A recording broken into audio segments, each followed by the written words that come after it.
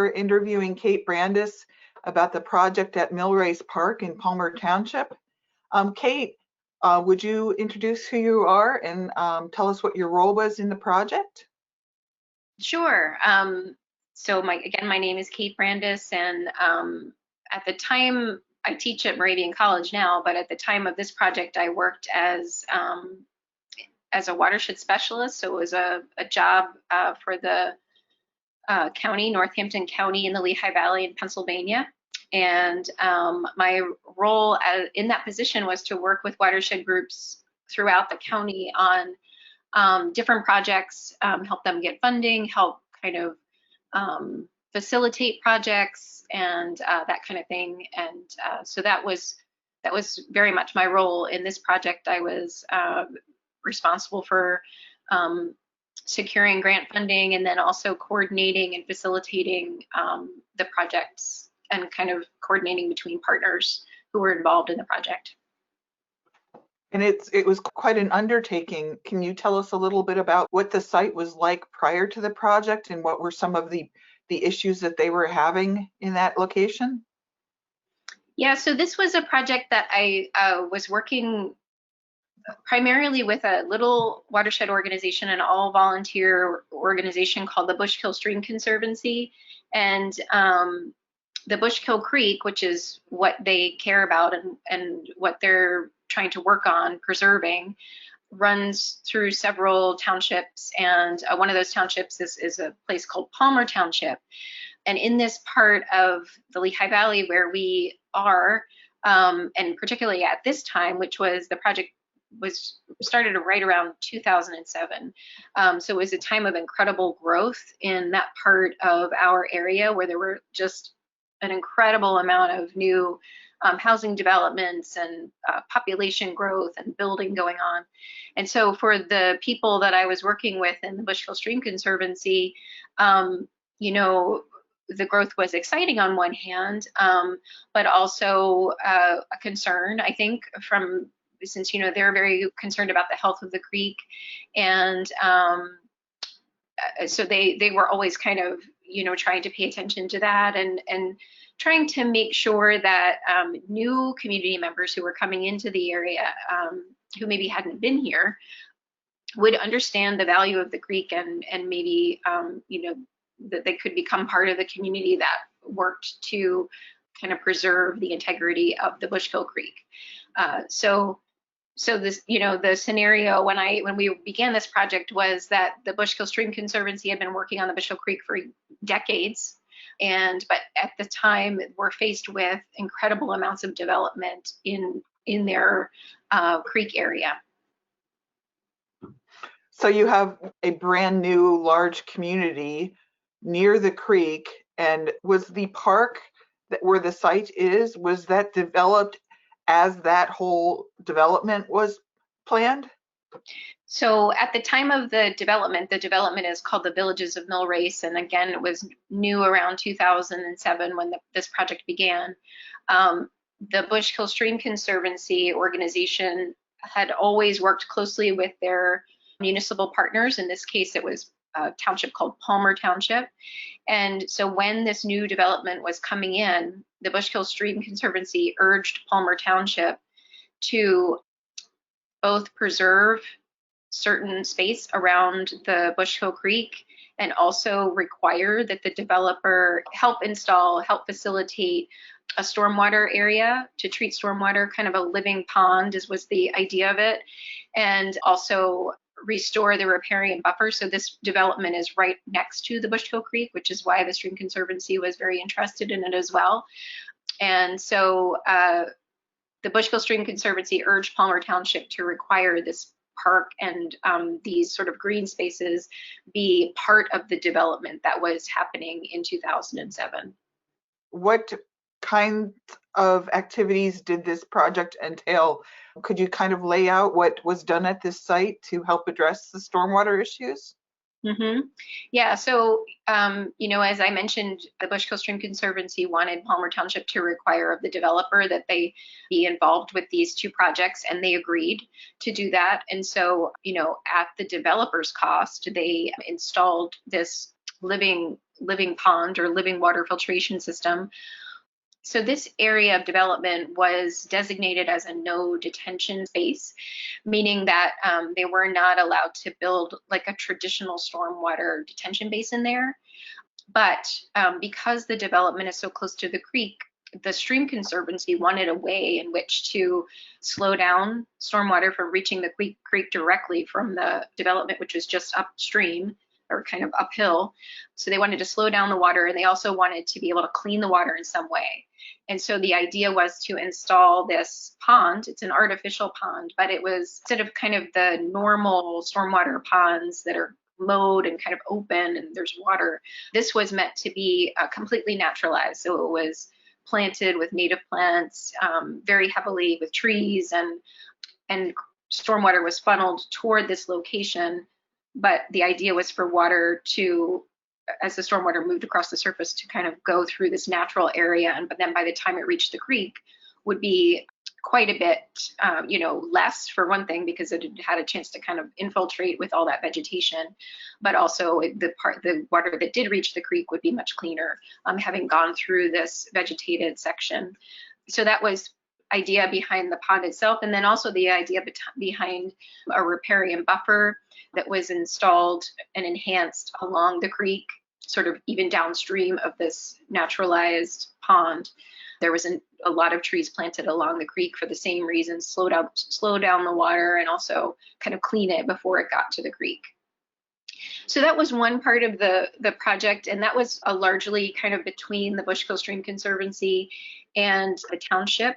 And in part, so just to sort of give you a little bit of a backdrop for this, the Villages of Millrace is a very suburban development. I think suburban spaces and people who want to be in suburban spaces are used to a certain aesthetic, which is a very tidy one.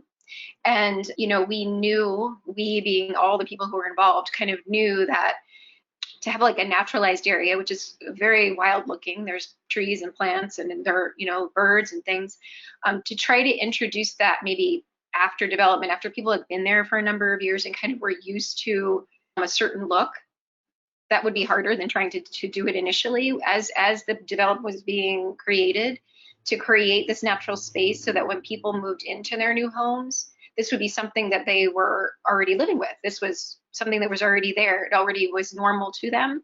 So that was kind of an important part of the thinking.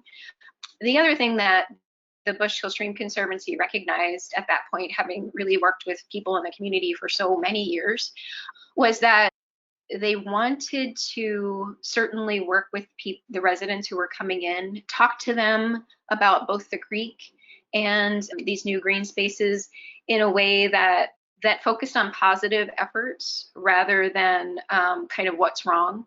Rather than saying our creek is degraded and we need to fix this and these are all the problems associated with it.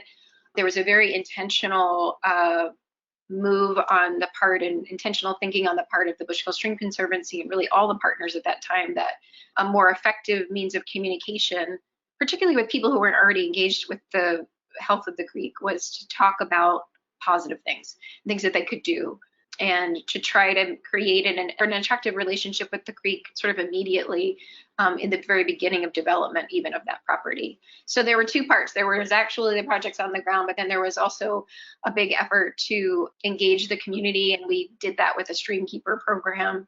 The idea was that we would develop, so it's kind of a simple idea, but I think it was effective because it was simple in some ways.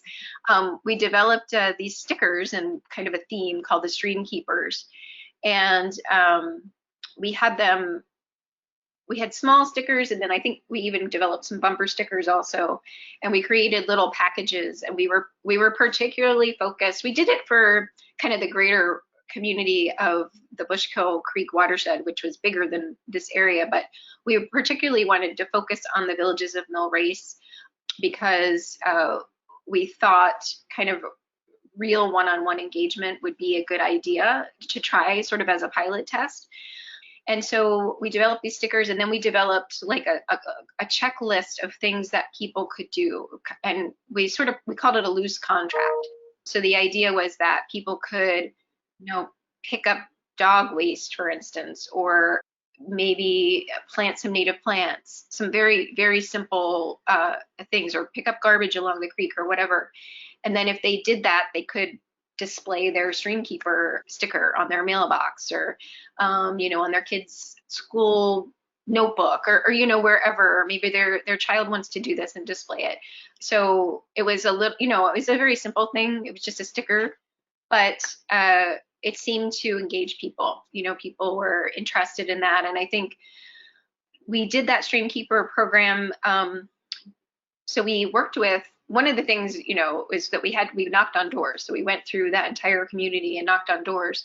And we worked with several groups in order to kind of do that better.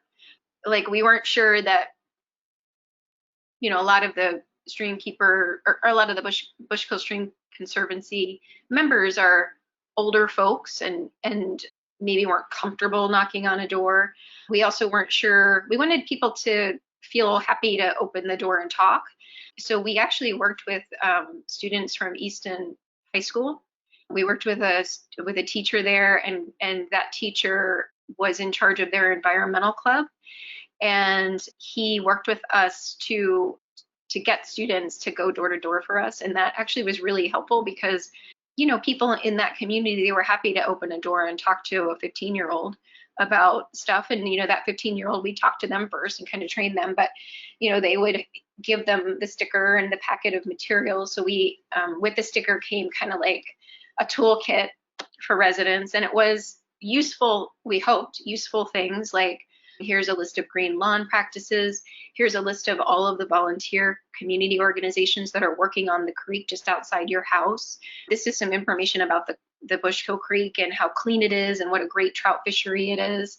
It was really meant to be like, this is a gem. You're living right next to it, this creek. These are all the people who care about it. You're part of our community now. We hope you care about it too. That was kind of our message. I think, as far as I know, it's been many years now, right? Over 10 years. And I've never heard anything but good things about that green space. I think because because one, it was there as people were moving in, and there were always signs there. We installed signs so people knew that this was an intentional space, that there was a reason why it looks the way it does. And because of that community outreach effort, which, included that door-to-door thing, we also held 4 workshops for just that community. One was like a kids' day where we had the Trout Unlimited fisher people come, and they did like fishing lessons for kids right there at that development. We had one day where just all of the watershed organizations and volunteer organizations that worked anywhere in the area were there, like including the state park, and that people could come and ask questions. We had a green lawn practices workshop, and I think one just on like the Bushkill Creek itself, so people could learn more. So we did all that, and I think even though we didn't continue doing that, I think just having done that initially sort of set kind of a tone, I guess, or maybe helped engage people where I think they value. Maybe all these years later, people have probably moved out, new people have moved in, but I think it set a certain tone for the place that people do see these green spaces and they do connect it to the creek. And the site also being accessible to the public as a part, any signage or any educational component is really beneficial, because there's such a variety of people who would visit it, not only people who live right there, but people who are coming in to see it. As far as the educational component, you also partnered with Lafayette College. Yep. But Lafayette College, a nearby college, they helped definitely with the sign at this park. They also have, over many years, have done research out there. So like their biology department has gone out. When we initially planted that living filter, for many years, the biology department went out, I think their botany class, and cataloged the species that started and how those matured over time, and have looked at also the wildlife there and insect populations. So that has gone on as well. Oh, that's great. And as you said before, this is now a mature site, so it's very interesting to look back 10, 15 years on and see what habitat it is, what's developed, and what changes and how it's functioning. What is the site like today? Well, I mean, I think that is an interesting thing about it, is that it is quite mature. The small little seedlings that we planted, are sizable trees now. The riparian buffer is very healthy. That living pond also has many trees and lots of different wildlife and you know perennials and things, native plants that have matured over time. And it's an interesting study in kind of succession of space, I think, with from initial planting to kind of 10 years plus down the road, what a project can look like. The other interesting thing I think about the project is, I mean, this is a little bit of an aside, but in that park is a soccer field. And, there's just like this interesting juxtaposition between this soccer field right next to this sort of very green space. And I love that.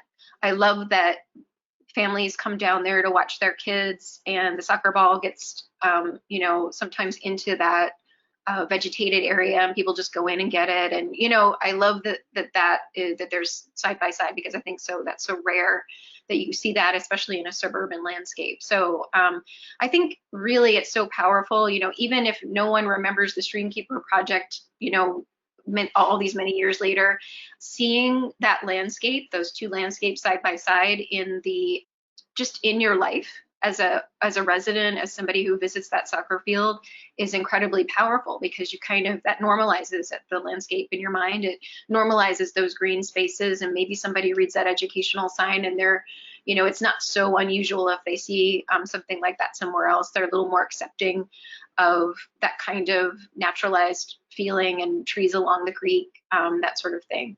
So I think that's also a big part of it. One thing that really strikes me about that site is how well balanced and intentional the mowing areas are to create it's like accessible for all people. There's very intentional green manicured pathways, and then there's there's a transition that goes over, and it just seems so welcoming for all.